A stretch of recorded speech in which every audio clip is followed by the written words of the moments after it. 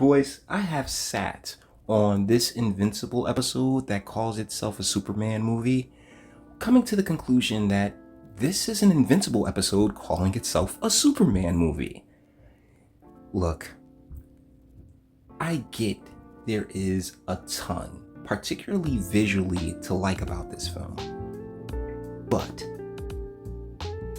Superman was just way too feminine. Superman was way too emotional. I'm sorry, that's not what, like, when it came to, let's say, crypto getting stolen, right? Because if you're watching this, I assume you've already seen the movie. It's been long enough. He burst into Lex's office screaming and yelling, and it's just like, I don't believe you. I don't believe you as Superman. That's not the way, normal Superman would take it. Normal Superman, like, at least in, like, let's say something like the animated series, he would come in, he'd fly in, and he'd say, Lex, I know you have the dog. Lex would be like, I don't know what you're talking about.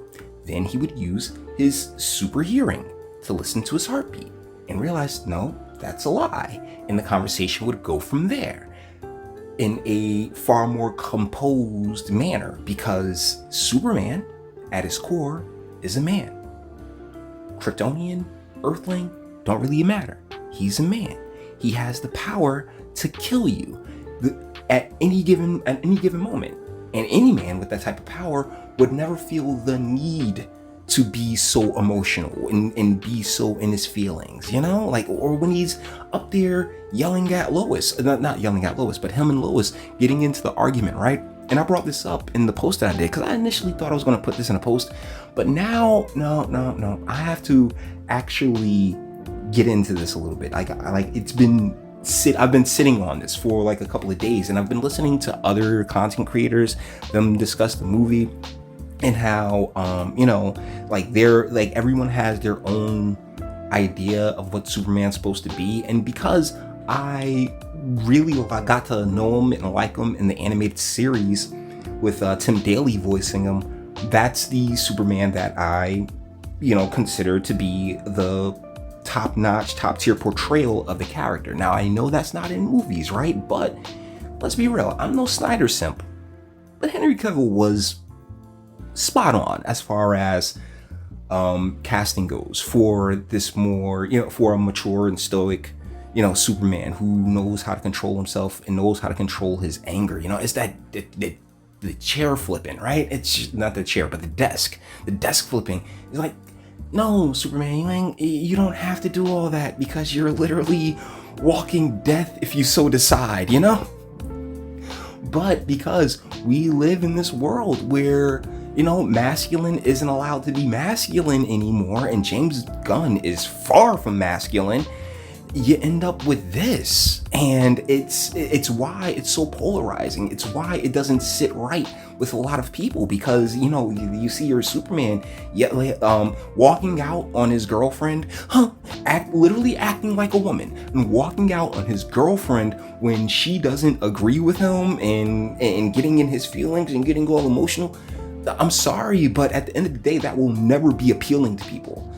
Just at our basic human cores, you can sit here and tell me about all these cute little quirks that you personally have, and God bless you for them, right? But at the end of the day, like, humans are humans. We, men and women, we're different. We are biologically different. This is something that's in nature, that is innate to us as individuals. Masculine, stoic.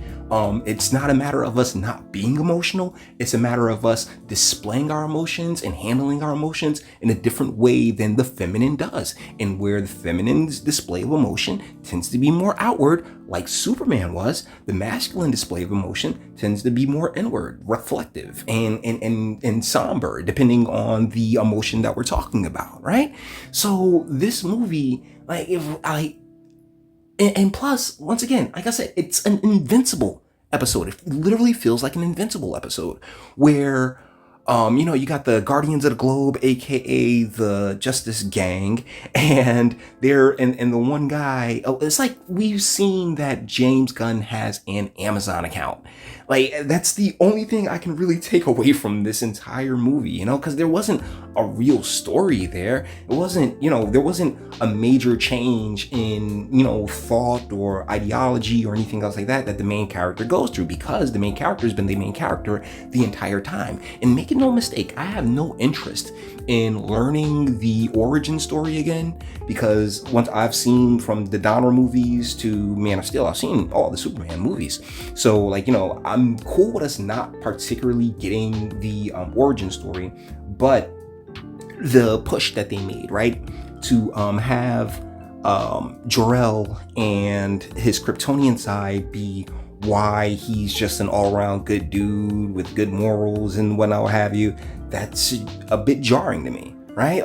I don't think that the setup was, like, you didn't set that up. Like, you didn't have an origin story, so you didn't really set that up. So you plop that on us, and it's like, and then Jor-El's super base, like, not America, but Earth is stupid, and the people need to be conquered, and go just have yourself a harem of wives. I'm like, okay, Jor-El, base, my guy.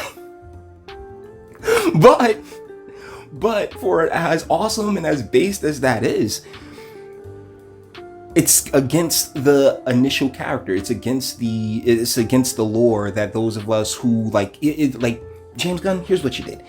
You created this knowing of vast majority of the people know the character and know how the characters act, and so thusly you were comfortable throwing us 3 years into his time as Superman without any origin or build-up, but you changed the lore so much that this shit deserved another origin and build-up, so we can see this from inception. Because with you making such a big change in the first movie, see, here's the thing that I think a lot of people aren't touching on, is that this is the exact same thing as Batman versus Superman, where they just wanted to stuff all these different things into one movie, whereas Iron Man to this day stands on its own.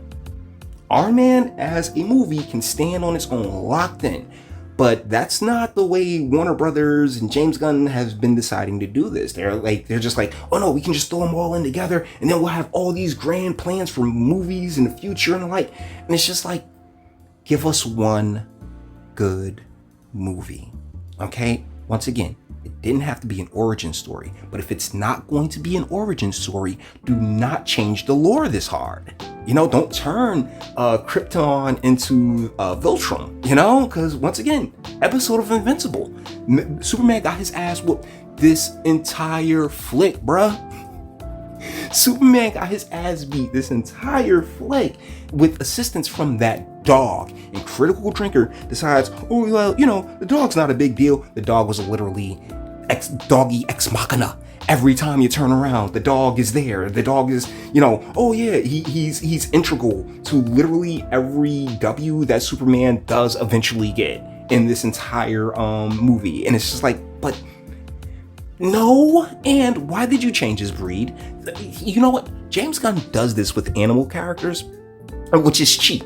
Like, using animals and using babies and using dancing, they're all filmmaking techniques that, like, to the shallower of us, oh, baby in danger, oh, I really don't want that baby to get hurt, doggy in danger, I don't want that doggy to get hurt, oh, don't kick the dog. Like, you gotta stop catering to these people, okay? You gotta stop catering to these people. This is ridiculous. Once again, it is softening the edges of all of these different things and blinding people to the fact that you did not get a Superman story. This was not a Superman story. This is part of a Superman story. There really feels, with the exception of the feat of Lex Luthor, it feels like he's gonna be out in 2 weeks, like Lex is gonna be out of jail in 2 weeks, and there's episodes going on right now that we aren't particularly that we aren't watching, because it feels like a TV show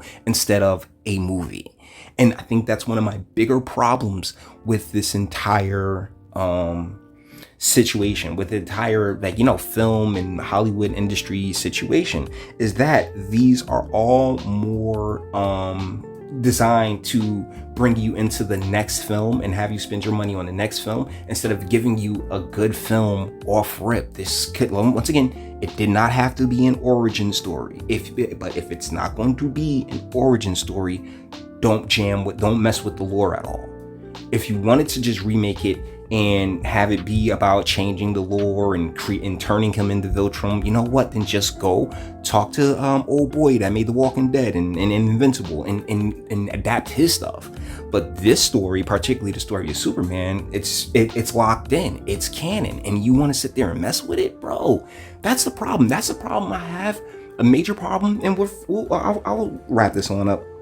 A major problem that I have with a lot of the adaptations that they do now, it's like when your girlfriend moves in, right? Fellas, we've all been there.